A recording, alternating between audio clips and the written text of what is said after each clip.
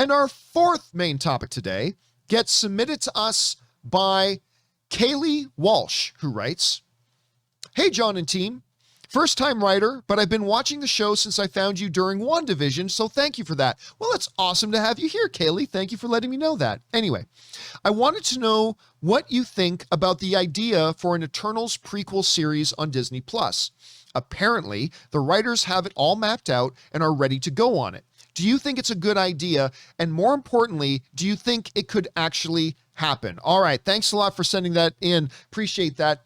And yeah, so Eternals is out there now, doing pretty good business at the box office. Very, very much divided the critics, but the audience seems to like it a lot, so there's all that. I don't know if you guys heard this, but there's a story going out right now about the writing team who wrote Eternals, talking about the fact that they have a prequel series all planned out and ready to go, and that they would like to do this on Disney+. Now, look, normally, actor says they'd like a job is not a story, right? I normally won't do a story about, oh, Ryan Gosling says he'd like to do an Indiana Jones movie someday. I don't think that's a story. But when you actually have the writers of the movie that is now in theaters, and they're saying, we've got this show mapped out and ready to go, you got to at least talk about, well, what are we talking about? This comes to us from the folks over at The Hollywood Reporter, quoting Ryan and Kaz Firpo. These are the writers of Eternals. And they said the following: "Go back and do a Kingo episode in the 1890s in Mumbai, where he is juggling his life as a movie star, dealing with Gandhi's peaceful dissolution of the British Empire in India. And there's an episode with Thena where she's in Greece. I would love to make that show. There are a lot of opportunities. If the audience allows us, there's going to be a story to tell with Dane Whitman." Of course, we know him from the post-credit scene.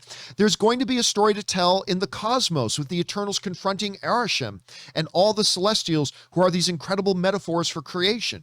I think there's a lot of stories in the Eternals universe." Okay, that comes to us again from the writers of Eternals. All right, what do I think about this? First of all, as far as Eternals go, I quite like the movie. I've said many times on here, it is not what some people speculated might be the best Marvel movie of all time. I've told you on my show, I've heard people inside Disney say that they believe that Marvel has made their best movie they've ever done in Eternals. Having seen it, I don't agree with that. I don't even think it's the best Marvel movie of the year. I think that title goes to Shang-Chi, but I did quite enjoy it. I've already seen it 4 times in theaters, and I'm going to go see it at least one more time in theaters. I think Ann and I want to go out and see it at least one more time. So it'll probably be 5 times. Not matching the 7 times that I saw Shang-Chi, but there you have it. I like it quite a bit. And the writers aren't wrong in expressing that there's a lot of stories here you can tell. And he's right. When you're talking about galactic characters who have been on Earth for 7,000 years and who have literally seen the entire evolution of human culture, there's obviously a lot of stories there to tell. There's obviously a lot of directions you can go. And compounding on top of that, you don't just have one character. You've got 10. You've got 10 of these Eternal characters. And so when you combine cosmic beings, been on Earth for 7,000 years, seen all of the evolution of human civilization, and there's 10 of them that could tell a lot of different points of views and lots of stories, is there a lot of potential there for storytelling? Absolutely there is. Absolutely there is. Did I like Eternals? Yes. Are there a lot of stories you could tell with an Eternals prequel series? Yes. Do I think they should do an Eternals prequel series? No, I don't. Now, look, I'm not going to lie. If they did one, I would tune into it and I would give it a watch. But I would rather them focus their energies elsewhere and do other things. And look, I have to admit, this partially comes from a pre-existing bias of mine that I'm not really huge on prequel material of any type. Let's see the story of younger version of that character. Oh, let's go see what happened before the events of that movie. I'm normally not big on that, although there are definitely some big exceptions that I do like a lot. Absolutely, there are exceptions. There are. But while there is a lot of story potential with the Eternals going backwards, I would argue there's just as much story potential in the Eternals going forward. Like you talked about Whitman, you talked about Kit Harington's character, right? Yeah, there's some stuff you could look at him before he met Cersei, I suppose, and look at the history of his family, and he wrestles with his uncle and whether or not to take up the sword, and sure, you can do all of that.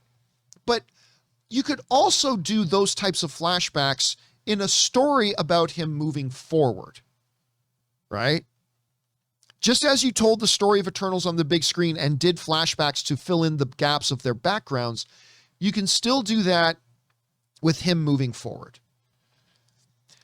On top of that, I'm a much bigger fan of the format of a standalone movie than I am of a series. And you guys know I love my TV series. I love a lot of Disney Plus series, love Mandalorian, I love series, but I'm a bigger fan of the storytelling format of a movie. I'm more of a fan of that format.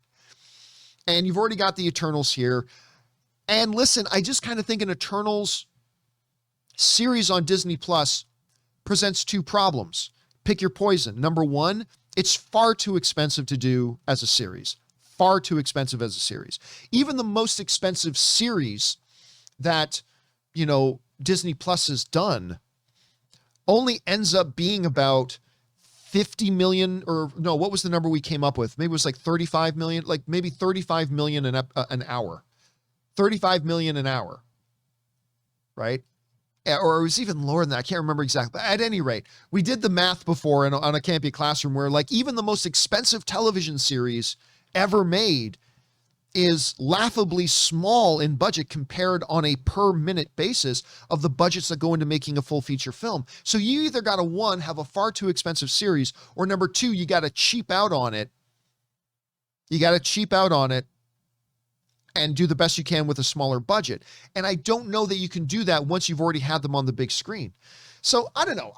Listen, to me, I think the roadmap is already there because we've got the future of Cersei without saying how Cersei ends, but we got the future of Cersei to talk about. We got the future of Kit Harington's character to talk about. We got the future of the other Eternals and where does this story go? And even the post-credit scenes offered up a lot of possibilities.